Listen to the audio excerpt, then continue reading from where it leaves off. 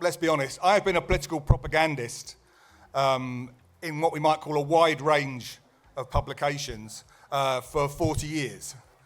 And as Jacob indicated, one of my current outlets is I write the Democracy Watch column for the European Conservative website here in Brussels. When we launched that column last year, we said it was to track the battles between the EU elites and the peoples of Europe, which we thought would be about mean writing about the rule of law issues, the migration crisis, all the established issues of the tension between Brussels and the nation states. And we have written about those, of course. But two other issues burst through the surface and became the most important issues for Democracy Watch, for the battle for democracy in Europe. One was October the 7th and Israel, and the importance of recognising that Israel is in the front line of defending civilization against barbarism, and that the retreat of the Western and the EU elites in the face of that struggle is putting our democracy and our freedom at risk. That was the first one. The other issue, which burst through the surface as the politics kind of tilted on its axis, which actually happened before October the 7th, was the farmer protests, an unexpected kind of dynamic element entering into European political debate, which established a new front line in the battle for Europe's future and democracy in Europe, because the farmers have come to symbolise the widespread populist revolt against Brussels and centralisation. Now, as you heard with the issues from the farmers themselves, they are concerned about their own farms, livelihoods, communities. They did not volunteer to be the leaders, the kind of poster boys and girls for a populist movement. They're concerned about the things that are affecting them.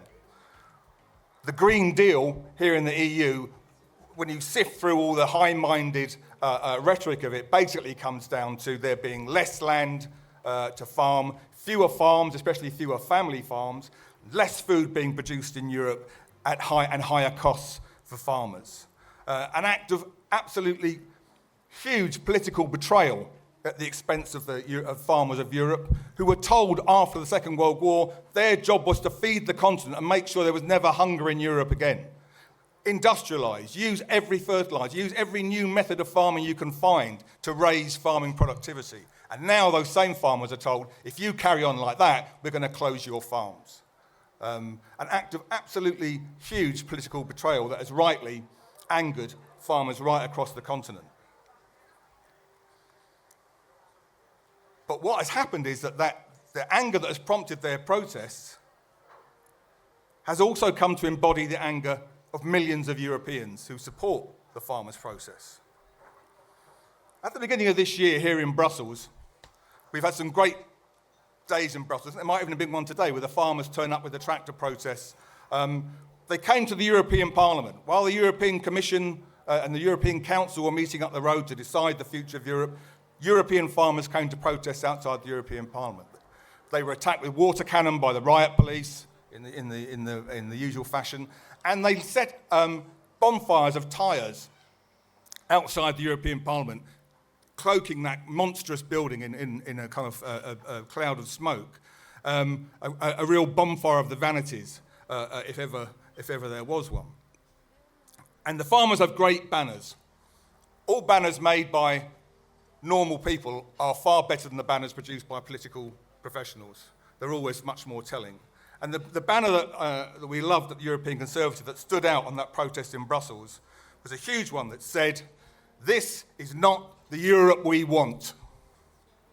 This is not the Europe we want. That was the voice of the French farmers angrily protesting in Brussels. This is not the Europe we want. And that is a sentiment which millions of people across the continent are relating to, that we have had enough. This is not the Europe we want. This is a Europe constructed by political elites who believe that they know better than and what's best for the rest of us through their Green Deal policies, through their mass migration policies, and through their attempts to control our freedom of speech, to name but a few. This is not the Europe we want. And in fact, there are now, what the farmers' protests have brought to the surface, what they've unearthed, is that there are two Europes. There is the professional Europe, occupied by the commissioners, the judges, the bureaucrats who lay down the rules and the edicts, and there is the real Europe where millions of people have to live with the consequences of what's being done.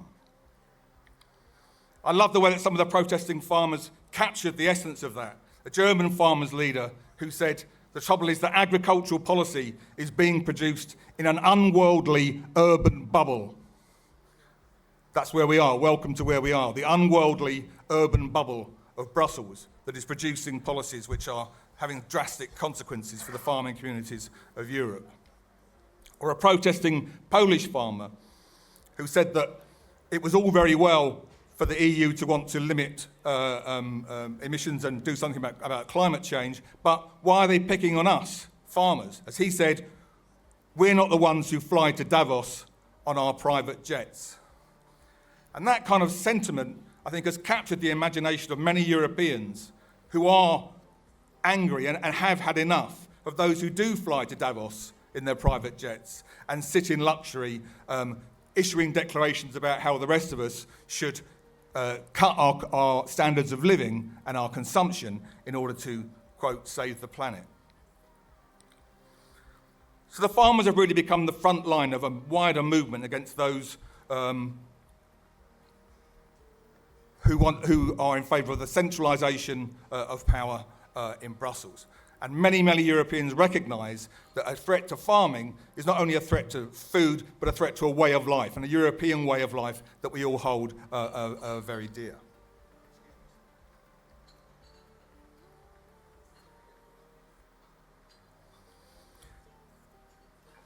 If you want to see the impact the farmers have had, you only have to see the fear in the eyes of the EU elites when they view the farmers' protests.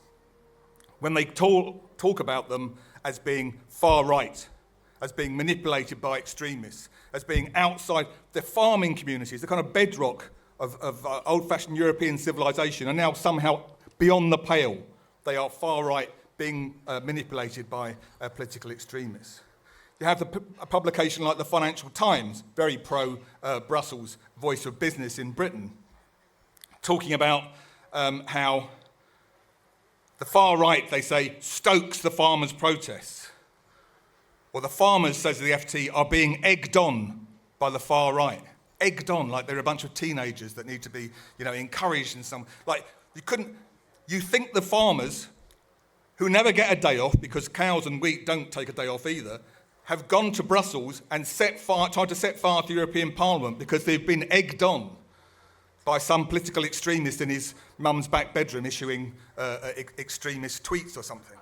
Now, it's a ridiculous, contemptuous attitude towards the farmers that underestimates the depth of their anger. But it shows the fear and loathing. They're far right, keep them at bay. Or as Politico, the always faithful servant of the Brussels bureaucracy, put it, the far right aims to ride farmers' outrage to power in Europe.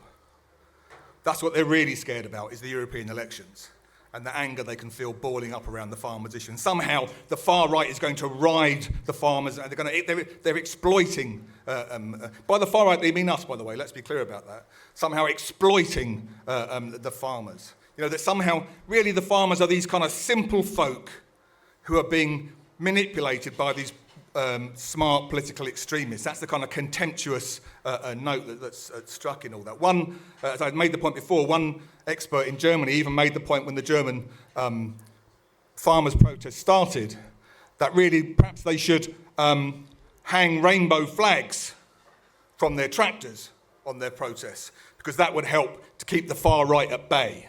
Like you'd put garlic on the door to keep the vampires away in the old day. That's the kind of contemptuous attitude they have. And I think we've got to be very, very clear about this. That as in all attempts to control and change political language by dismissing normal mainstream views as far right, this is an attempt to police what we are allowed to think and to say. And we can give it no more truck than we have truck with the police trying to control what can be said on this platform today. We must not give it an inch. And in response to the far-right slurs being aimed at the protesting farmers, we have to say the farmers are simply right. I want to just talk finally about how that relates to the European elections and what we should be doing about it in terms of the farmers. Because the Green Deal, food security, and the farmers' process are going to be a central issue in these European elections in June, alongside other issues, most notably migration, obviously, as the migration crisis brings things together. These are all important, very important issues in their own right. But behind them, there is a bigger question, which is often, or too often, unasked, which is who rules? That's what these issues are really about. Who rules? Who is to decide the future of Europe? Is it the centralised oligarchy in Brussels, or is it the sovereign nations of Europe? Is it to be our self-serving political elites, or the peoples of Europe themselves who decide their future? Who rules?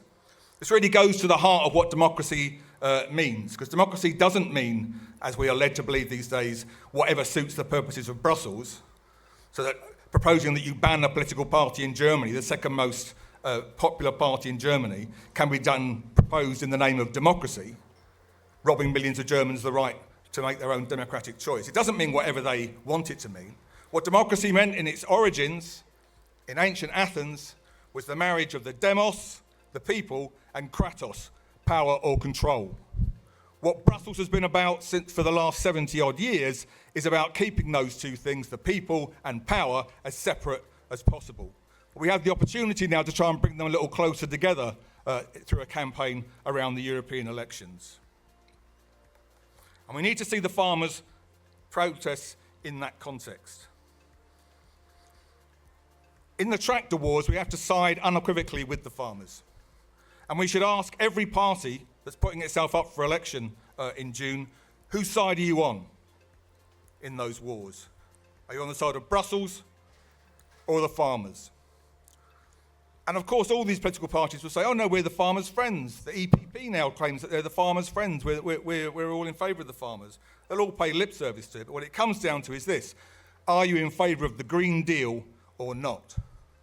Because if you cannot be in favour of the Green Deal and on the side of the farmers, that is one thing that definitely needs to be stuck on a bonfire outside the European Parliament. And that question we need to ask every party that's standing for election in June: whose side are you on in the tractor wars? And in those tractor wars, we should side with the farmers, the protesting farmers, as resolutely as we need to side with Israel in its war against barbarism. And if we stick to our guns, we can win. If we remember to stick to the old slogan, which the organisers of this conference have really brought to life this week: no surrender. Thank you very much.